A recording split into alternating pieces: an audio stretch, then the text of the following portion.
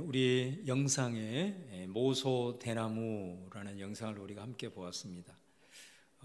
이 나무는 우미 돋은 후에 4년이 지나도록 3cm밖에 자라지를 않습니다. 그러다가 5년째 되던 어느 날 엄청난 속도로 자라기 시작하는데 하루에 30cm씩 자라게 되고 6주가 되면은 나무 키가 15m가 넘게 되고, 그래서 그 일대는 순식간에 빽빽한 울창한 대나무 숲이 되어버립니다. 중국 극동 지방에서 서식하는 희귀종인 대나무 이야기입니다. 저는 이 영상을 종종 봅니다. 아마 최소 20번은 넘게 보았을 것입니다. 제가 때로는 지치고 번아웃되고 때로는 포기하고 싶을 때 이 영상을 켜곤 합니다. 이 영상을 볼 때마다 제 가슴이 다시 한번 뛰게 되고 또 희망을 품게 됩니다. 오늘 예배를 통해서 이 영상을 다시 한번 여러분과 이렇게 공유할 수 있게 되어서 감사합니다. 오늘 말씀과 또 특별히 전도 비전 선포식을 통해서 저와 여러분들이 동일한 마음을 품기를 바라고 소망으로 벅찬 그런 가슴을 아는 그런 귀한 시간이 될 수 있기를 주님의 이름으로 축원합니다. 오늘 본문은 예수님과 제자들 사이의 대화입니다. 예수님이 유대 지역을 떠나서 갈릴리로 가는 길에 이 사마리아를 의도적으로 방문을 하십니다. 사마리아 수가성이라는 곳에 우물가에서 한 여인과 예수님이 만나게 됩니다. 그 여인과 대화를 하다가 이 여인이 자기가 물을 길러 온 그 물동이를 버려두고 마을로 달려가게 됩니다. 왜 달려갔는가? 하루 여인이 예수님과 대화를 하면서 그리스도를 발견하게 된 겁니다. 예수님을 통해서 그리스도가 이분이구나. 그래서 그 그리스도를 그 마을 사람들에게 전하기 위해서 물동이 물 깃는 것도 다 잊어버리고 달려가서 지금 그 마을로 들어가는 상황입니다. 그 사이에 제자들은 마을에서 먹을 것을 구해 가지고 와서 이제 주님 앞에 선생님 좀 잡수십시오 하고 얘기를 하게 되죠. 그때 예수님께서 요한복음 4장 32절 말씀에 내게는 너희가 알지 못하는 먹을 양식이 있느니라 이렇게 하십니다. 제자들이 서로 쳐다보면서 우리 선생님께 누가 먹을 것을 갖다 드렸나? 이렇게 얘기했죠. 제자들은 예수님이 말씀하신 양식을 음식으로 생각을 했고 예수님은 이 양식을 말하면서 전혀 다른 차원으로 말씀을 하신 거거든요. 여러분, 양식이 무엇입니까? 양식은 우리가 살기 위해서 반드시 섭취해야 될 필수적인 음식을 우리는 양식이라고 합니다. 밥을 먹지 않으면 우리는 힘을 쓰지 못합니다. 그리고 오랫동안 굶게 되면 결국은 죽게 되는 거죠. 그런데 예수님은 그 중요한 양식을 얘기를 하면서 양식은 먹는 양식만 있는 게 아니다. 양식이라고 하는 것은 전혀 우리가 알지 못하는 다른 양식이 있다라는 것을 예수님이 지금 말씀을 하고 계시는 겁니다. 그러면 이 양식은 무엇일까요? 34절 말씀에 예수께서 이르시되 나의 양식은 나를 보내신 이의 뜻을 행하며 그의 일을 온전히 이루는 이것이니라 말씀합니다. 여러분, 여기에서 하나님이 나를 보내셨다. 그분의 뜻을 이루게 하기 위해서 나를 보내셨다. 이걸 우리는 다른 말로 뭐라 그러죠? 사명이라고 그럽니다. 사명. 하나님이 내게 당신의 뜻을 이루기 위해서 보내는 거, 이게 사명이거든요. 예수님이 그 사명이 양식이라고 말씀을 하는 거예요. 그러니까 여러분, 사명은 그래서 우리가 억지로 하는, 의무로 하는 것이 아니죠. 이 사명을 감당하는 것은 뭐냐면 내가 살기 위해서 하는 겁니다. 사명을 감당하지 못하면 죽습니다. 내 영이 피폐해됩니다. 왜? 사명이 양식이기 때문입니다. 쉽게 얘기하면 사명이 밥이다 이 말이에요. 밥. 우리 모두는 다 사명을 갖고 태어납니다. 다시 말하면 하나님이 우리를 이 세상에 부모님을 통해서 보내신 이유는 내가 이 땅에서 나만이 할 수 있는 일이 있기 때문입니다. 그 사명을 주어서 보낸 것이지 그냥 무턱대고 우리가 우연히 태어난 존재가 아니라는 겁니다. 따라서 내가 사명이 없다, 사명을 나는 발견하지 못했다, 그는 살아있으나 죽은 것입니다. 특히 그리스도인은 사명감이 없으면 그리스도인으로서 못 삽니다. 그리스도인으로서 살지 못한다는 것은 뭐냐면 절대로 사명을 감당하지 않고는 그리스도인답게 살 수 없다는 말씀이죠. 그럼 사명이 뭘까요, 여러분? 사명은 지금 내가 하고 있는 일입니다. 내 일상에서의 위치가 사명의 자리인 것입니다. 자, 예를 들면 교회 안에서 직분, 사명입니다. 직분을 맡았는데 직분을 감당하지 않는다. 그 사람은 영적으로 시들 수밖에 없습니다. 밥을 안 먹는 거기 때문에. 직장에서 지금 내가 하고 있는 일, 그게 여러분의 사명입니다. 가정에서 주부가 설거지하고 청소하고 자녀를 양육하는 것, 그게 사명입니다, 여러분. 사명을 충실하게 감당하는 것이 밥을 잘 먹는 것입니다. 양식을 취하는 것입니다. 그래서 사명을 잘 감당하는 그리스도인은 삶의 에너지가 나오는 것입니다. 네. 행복이 찾아오는 것입니다. 삶에 힘이 생기는 것입니다. 밥 먹는다고 되는 것이 아닙니다. 그리스도인은 이것을 기억해야 되는 것입니다. 나는 왜 이 모양인가? 왜 나는 이런 일을 하고 있지? 그 사람은 살아있으나 죽은 사람입니다. 삶 자체가 고통일 수밖에 없습니다. 여러분, 그러므로 지금 내가 하고 있는 일이 사람들이 봤을 때, 세상의 관점에서 봤을 때 크든 작든 간에 그리스도인은 절대적으로 생각해야 되는 게 지금 내가 있는 자리에서 하고 있는 일은 가장 귀한 일입니다. 그것이 가장 큰 일입니다. 이것이 바로 사명감에 불타는 그리스도인의 모습이다 이거예요. 사명감을 갖고 일을 해야 그 인생이 성공합니다. 사명감을 잃어버리고 사는 사람이 하나님이 무슨 일을 그에게 맡기겠느냐라는 거예요. 여러분, 우리 성도님들은 바로 이런 나에게 이 일을 맡겨주신 하나님의 그 사명, 그 사명감을 가지고 여러분이 서 있는 자리에서 최선을 다하시고 그것이 가장 지금 귀하고 복된 일임을 알고 충성할 수 있기를 주님의 이름으로 축원합니다. 그래야 여러분이 삽니다. 여러분이 능력 있는 삶을 살 수가 있습니다.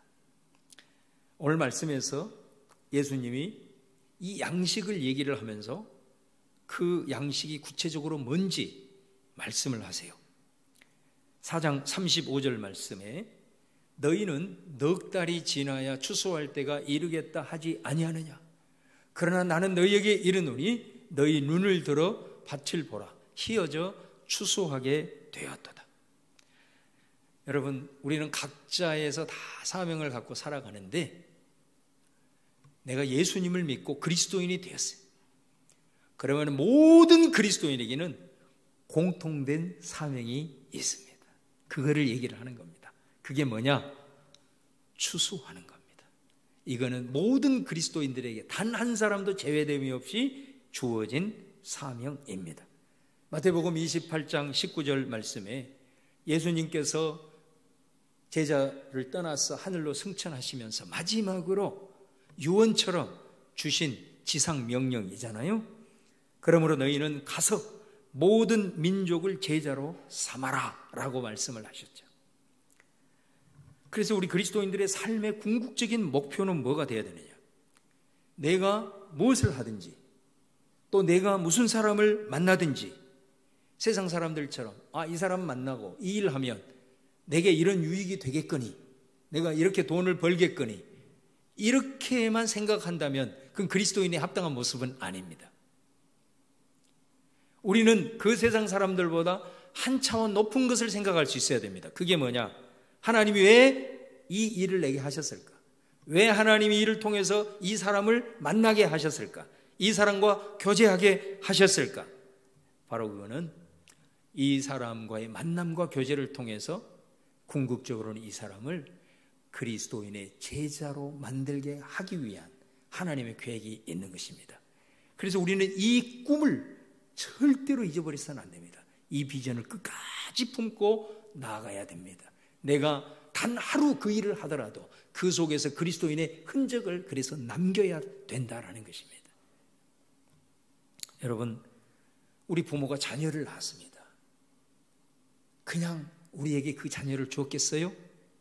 그 자녀와의 만남을 통해서 이 사명 감당해야 되는 겁니다. 부모는 어떤 일이 있더라도 이 자녀를 그리스도의 제자가 되게 하는 사명이 있는 것입니다. 또 남편과 아내를 만났습니다. 그런데 남편과 아내 중에 한쪽이 불신자라 이 말이죠. 그러면 그 만남을 통해서 이 사명을 감당해야 되는 겁니다. 그리스도인 배우자는. 여러분, 만약에 여러분이 직장 동료들, 직장 선후배들 만남과 교제를 주신 것, 이 사명을 하나님께서 주신 것을 믿음으로 항상 취하고 그 목표를 가지고 여러분들이 살아가야 되는 것입니다. 왜?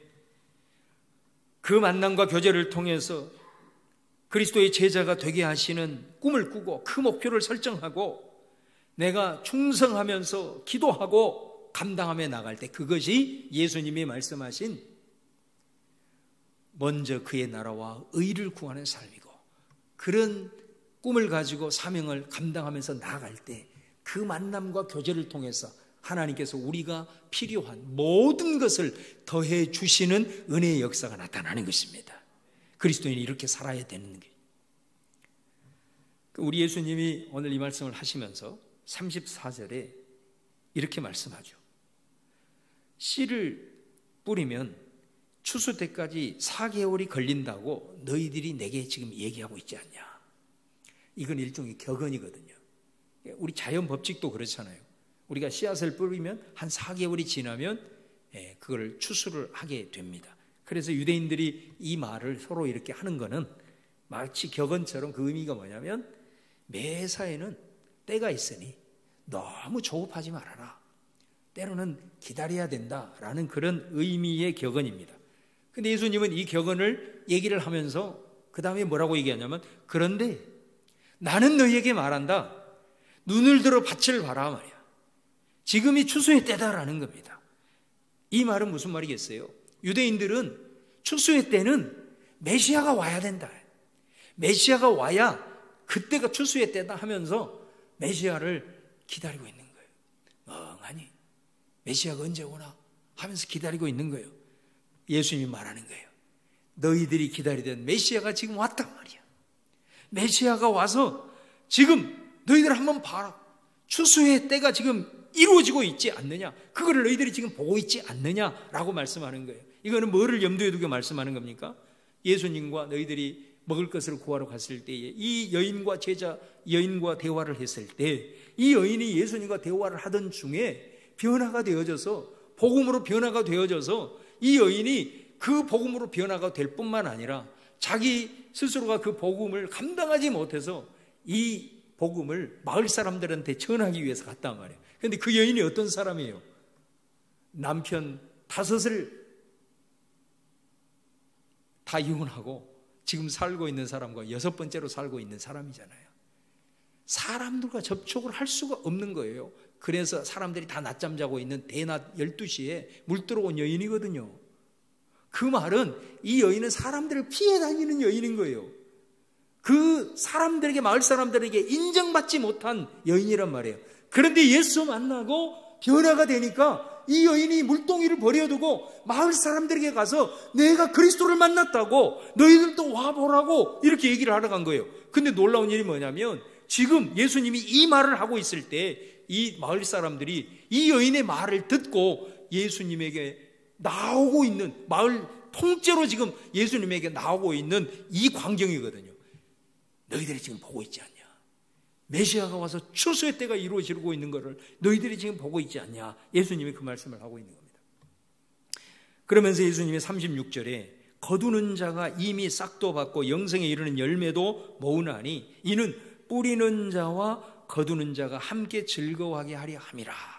여러분, 여기 보면 이 복음의 사명을 두 가지로 표현해요. 하나는 뿌리는 것이다. 그 다음에 또 하나는 거두는 것이다. 이 두 가지로 말씀을 합니다. 우리가 일반적으로 자연법칙으로는 아까 말씀드린 대로 씨앗을 뿌리면 한 4개월 정도가 지나면 이제 거두기는 때가 되지 않습니까? 그런데 여러분, 복음의 때는요, 얼마 시간이 지난다고 해서 자연스럽게 열매가 맺히지는 않습니다. 다시 말하면 복음의 씨앗은, 그 열매가 맺는 것은 우리가 시간적으로 연대기적으로 계산을 할 수 있는 게 아니라는 거예요. 그거는 그래서 카이로스라 그래요. 이건 하나님의 때에 이루어진다라고 말씀을 하는 겁니다. 다시 말하면 우리가 뿌렸을 때 카이로스는 뭐냐? 하나님의 때는 뭐냐? 그 즉시 열매를 거둘 수가 있는 겁니다. 또 어떤 경우는 아무리 뿌려도 뿌리기만 하지 거두지를 못하는 경우도 있을 수 있습니다. 또 어떤 경우는 자기가 뿌리지도 않았는데 거두기만 하는 그런 경우도 있습니다. 철저하게 복음의 씨앗과 열매는 하나님의 때에 그분의 주권 가운데 이루어진다라는 거예요. 그래서 그 얘기를 37절에 하고 있는 거예요. 그런즉 한 사람이 심고 다른 사람이 거둔다 하는 말이 옳도다. 내가 너희로 노력하지 아니한 것을 거두러 보내었노니 다른 사람들은 노력하였고 너희는 그들이 노력한 것에 참여하였느니라 말씀하는 거예요. 그런데 분명한 사실은 36절 하반절에 말씀드린 대로 뿌리는 자와 거두는 자가 함께 즐거워하게 하기 위함이다 라고 말씀해요. 놀라운 말씀입니다. 이 말은 뿌리는 자가 거두지 못한다고 해서 실망할 필요 없다는 거예요. 비록 그가 이 땅에서 뿌리는 거 바로 거둘 수도 있고, 그리고 이 땅에서 그 열매를 보지 못하고 죽었다 이 말이에요. 누군가는 여러분이 뿌리는 것을 거두게 됩니다. 그러면 그 모습을 여러분은 천국에서 보게 되고, 그리고 영광을 뿌리는 자와 거둔 자가 같이 누린다라는 말씀인 거죠. 그러므로 여러분 열심히 뿌리시기를 바랍니다. 뿌리는 것 내가 안 거둬도 우리가 마지막 날 하나님의 나라에서는 내가 뿌리는 것을 거두는 사람과 뿌리는 내가 같은 영광을 얻는다라고 말씀하잖아요. 얼마나 귀한 말씀이에요. 우리 예수님 말씀. 그래서 절대로 우리는 뿌리는 일을 멈춰서는 안 되는 거예요. 늦었다고 포기하지 말고 바로 지금부터 뿌리기 시작을 해야 되는 거예요. 왜? 뿌리는 것은 반드시 거두기 때문에 그렇습니다. 우리 고아의 아버지로 알려진 조지 뮬러라는 사람 여러분 잘 아실 거예요. 얼마나 많은 사람에게 예수 복음 전해서 그를 통해서 구원을 얻었습니까? 그리고 이 사람의 일대기가 책으로 출판이 돼서 우리나라에서도 전 세계적으로 베스트셀러가 되지 않았어요? 1만 번의 응답을 받은 기도자 조지 뮬러, 아마 들어보셨을 거예요. 이 사람은 기도 응답을 10,000번을 받았어요. 그런 사람이에요. 그런데 그토록 복음을 전하고 기도에서 많은 응답을 받았음에도 불구하고 이 사람은 자기의 친한 친구 3명 끝까지 마음을 열지 않은 거예요. 얼마나 그를 위해서 기도했겠습니까? 10,000번 응답을 받은 사람이 얼마나 그를 위해서 사랑의 섬김과 희생을 감당하면서 그렇게 복음을 전하고 사랑을 전했겠습니까? 친구들은 요동하지 않은 거예요. 근데 이 친구 3명 중에 한 명은 조지 밀러가 죽기 전에 예수 영접합니다. 그리고 그 3명 중에 또 한 사람은 조지 밀러의 장례식장에서 예수님을 영접합니다. 그리고 마지막 한 친구는 조지 밀러가 죽은 한참 후에 예수님을 영접합니다. 그렇게 엄청난 기도자요 복음 전도자인 조지 밀러도 자기가 그토록 사랑했던 3명 중에 2명은 이 땅에서 보지 못하고 죽은 것입니다. 무엇을 말하는 겁니까? 그럼에도 불구하고 뿌리는 것은 반드시 거두게 된다. 뿌리는 것은 반드시 거두게 된다. 여러분, 우리 자연 법칙을 통해서 하나님이 보여주시잖아요. 우리가 씨 하나를 뿌리면 그 하나를 통해서 하나를 맺히나요? 아니잖아요. 30배, 60배, 100배의 결실을 맺지 않습니까? 하나님께서 우리가 하나를 뿌릴 때에 하나만 거두는 것 같지만 그러지 않습니다. 30배, 60배, 100배의 결실을 저와 여러분에게 주실 줄 믿습니다. 여러분, 우리가 이 땅에서 열매를 보고 기뻐하고 감사하기도 하지만 우리가 이 땅에서는 보지 못했다 하더라도 나중에 우리가 죽어 천국에 올라가서 내가 뿌려놓은 것들이 열매 맺는 것을 보게 된다 이 말이에요. 그리고 마지막 우리 주님 재림하셨을 때 모든 사람이 육체로 부활하여 그 영광을 같이 누리게 된다라는 거예요. 반대로 심지 않고 거둔다 이런 생각을 하고 있는 것에 대해서 바울이 갈라디아서 6장에서 뭐라고 얘기하냐? 그것은 네 자신을 속이는 거다라고 말해요. 내가 심지 않고 그냥 거둘 것이다 라고 이렇게 생각하는 것은 하나님을 업신여기는 거다라고 말해요. 우리 예수님이 마태복음 25장에 하나님에 대해서 오해하는 한 사람이 있잖아요. 그 사람이 뭐라고 하나님을 오해합니까? 하나님 당신은 심지 않은 데서 거두고 뿌리지 않는 데서 모으는 분임을 내가 알았습니다. 그렇게 얘기를 하자 예수님이 그 종에게 뭐라고 말합니까? 이 악한 종아 말하잖아요. 이 게으른 종아 이렇게 얘기하잖아요. 예수님으로부터 가장 큰 책망을 받은 사람이 하나님을 업신여기고 자기 스스로를 속이는 게 뭐냐? 그리스도인들이 뿌리지 않고 심지 않고 그냥 떨어지기를 바라는 그 모습, 이건 하나님 앞에 엄청나게 책망을 받을 일이다라는 거예요. 여러분, 뿌리면 반드시 거둔다는 진리를 깨달으시기를 바랍니다. 그래서 여러분, 우리가 뿌려야 되는 것입니다. 이것이 사명입니다. 우리. 그리고 여러분, 거두는 것도 사명입니다. 여러분, 뿌리는 것만 사명이 아니고 거두는 것도 사명입니다. 제가 얼마 전에 우리 지금 요양병원에 계신 우리 전덕승 권사님 계시잖아요. 그 권사님 이렇게 이제 통화를 이렇게 종종 한 번씩 하는데 제가 전화하는 것보다 권사님이 전화를 훨씬 저보다 많이 하십니다. 그분이 나이가 지금 90이 훌쩍 넘으셨잖아요. 지금 그 요양병원에서 전에 코로나 집단 감염이 이루어졌어요. 그래서 같이 거하시던 어르신 중에 많은 분이 생을 달리하셨고요. 그 다음에 거기 요양사들도 코로나에 확진이 돼서 코호트라고 그러죠. 격리 조치가 됐던 적도 있었고요. 그럼에도 불구하고 이분은 코로나 걸리지도 않고 지금도 전화를 하면 목소리가 쩌렁쩌렁쩌렁. 야, 이분 왜 이렇게 건강할까? 제가 한번 나름대로 진단을 한번 해봤어요. 근데 보통 이제 나이가 이렇게 많이 드시게 되면은 모든 거의 대부분 분들이 저를 위해서 기도 많이 해주세요. 건강하고 아프지 않도록 해주세요. 이렇게 부탁을 많이 하잖아요. 그 당연한 겁니다. 그거는. 근데 이 권사님은요, 통화를 하면 제가 여보세요 말도 떨어지기도 전에 기본적인 레파토리가 쫙 나옵니다. 거의 제가 애울 수준인데요. 이분이 전화를 딱 하자마자 제가 여보세요 하기도 전에 뭐라고 얘기하냐, 목사님 하나님께 축복 많이 받고 건강하고 형통하고 우리 성민교회 부흥하고 잘 되고 하나님께 영광 돌릴 수 있도록 내가 기도하고 있어요. 이렇게. 그리고 목사님이 이렇게 늘 기도해 주셔서 감사하고 또 감사합니다. 내 평생의 소원은 성민교회 가서 주일 예배 드리는 겁니다. 요 세 가지.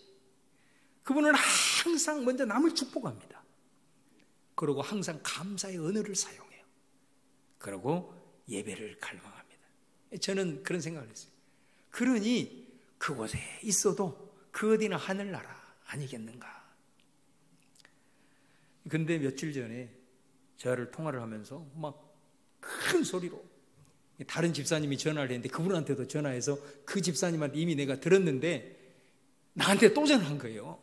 또 전화해가지고 그 꿈 얘기를 해주는데 우리 성민교회 꿈을 꾸는데 예배당뿐만 아니라 이 앞에 인도와 도로에 사람들로 발 디딜 틈 없이 가득 차 있었다는 거예요. 그거를 꿈으로 보니까 자기가 견딜 수가 없어가지고 내가 직접 전화했노라고 얘기를 한 거예요. 그러면서 이제 한마디를 덧붙이면서 뭐라고 얘기하냐면 내가 원로 목사님 목회할 때 그 말씀에 순종해서 롯데백화점 이 주변에 얼마나 많이 전도지 나눠주면서 전도했는지 모른다고.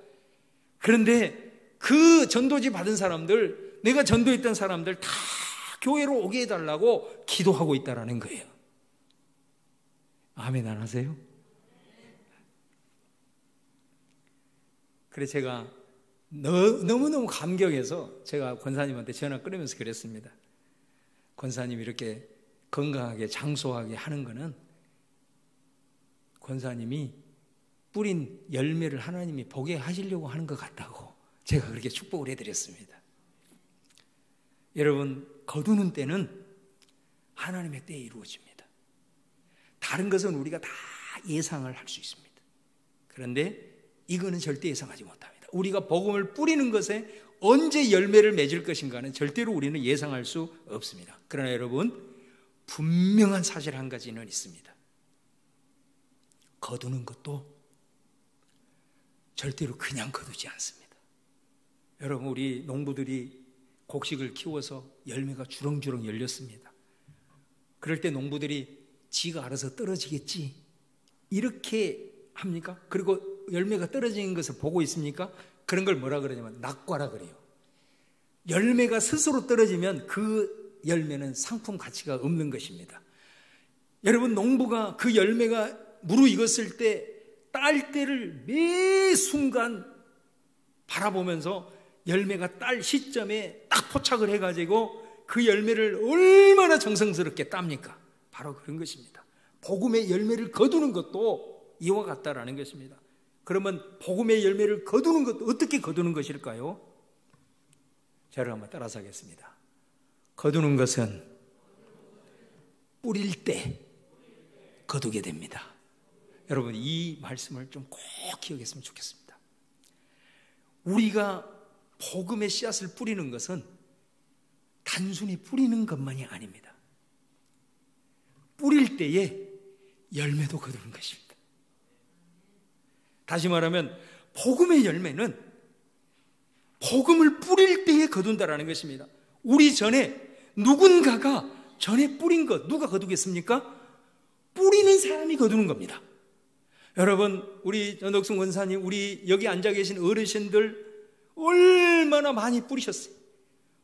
근데 그 뿌리는 것을 누가 거두냐면 뿌리는 것을 계속하는 사람이 거두는 겁니다. 우리가 뿌리는 것을 멈춰버리면 절대로 거두지를 못합니다. 그런데 내가 뿌리는 것을 계속하면 나는 뿌리는데 다른 사람이 이미 뿌려놓은 것을 거두게 됩니다. 이것을 꼭 기억을 하시라 이 말이에요. 뿌리지 아니하면 거두지도 못합니다. 거두는 것은 뿌릴 때 거둘 수 있다라고 하는 사실을 꼭 기억하셔야 됩니다. 여러분, 바람도 임의대로 부는 것 같죠? 그러지 않습니다. 바람도 기류를 따라 움직이는 것입니다. 성령의 바람, 부흥의 바람, 하나님의 주권 가운데 있지만 그 기류를 형성하는 것은 성도와 교회의 몫이 되는 것입니다, 여러분. 이제 우리는 이 거룩한 기류를 형성하고자 모였습니다.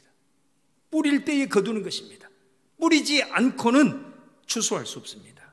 이제 우리가 추수의 때임을 믿음으로 바라보시면서 정말로 이 전도의 사명은 그리스도인에게서 밥이구나, 이게 양식이구나, 그래 전도할 때 내가 살아나는구나, 내 영이 일어나는구나, 내 삶의 역동적이 되는구나, 그것을 체험하는 여러분 되었으면 좋겠습니다. 그래서 이 전도의 비전 가지고 우리가 복음의 씨앗을 뿌리는 저와 여러분 될 수 있기를 바라고, 우리가 뿌렸을 때 우리는 알 수 없지만 하나님께서 뿌리는 가운데 30배도 거두고 60배도 거두고 100배도 거두는 그런 2022년 우리 사랑하는 성민교회 그리고 우리의 가정들 여러분 한 사람 한 사람 되시기를 주님의 이름으로 축원합니다.